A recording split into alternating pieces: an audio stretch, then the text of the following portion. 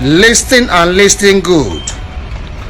Maka ọlụ anyị ebughị na ọfụ na anyị fa anyị ekwue maka ekwuru ekwu mmele ọnụ anụghị anụ wee mee ntị. Ọ bụrụkwa na oke ite gị dị na nke Akwa Ọkọ na Anọba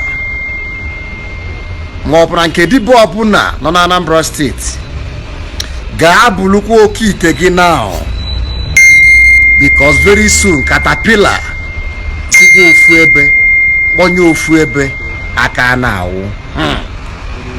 Na-ekwu ọka na-ekwu ọba. Caterpillar si ha na ọka wee pụọ, ọ naghị eme nkwụsọ ntụ ilu olu ọba.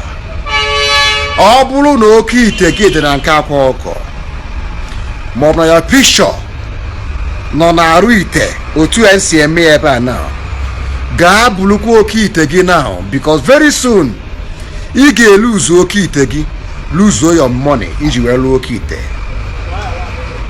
Ebe ịkala obi wee welu 3 million 4 million gaa gwuo oke ite. Soludo anaghị achịkwa ọchị, ọkwa pịala awọ pịalụ mbara. Ewu ọchị ya kịta ị ga-afụ na Akwa Ọkọ na anakpugo n'ụlọ.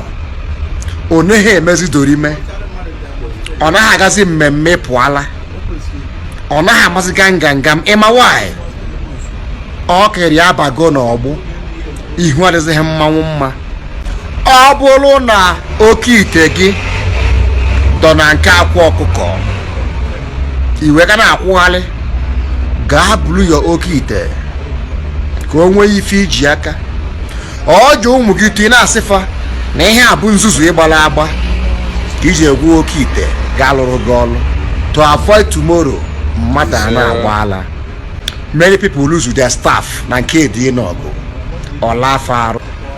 Ga-akwa na nke Akwa Ọkọ ji ebulu oke ite gị to avoid caterpillar isi eke ọka gbadata ọba ofu ife eme akọba akụkọ. Ọkwa na-eni oke ite a na-eni onye gwọrọ ya agwọ. Don't say I didn't warn you.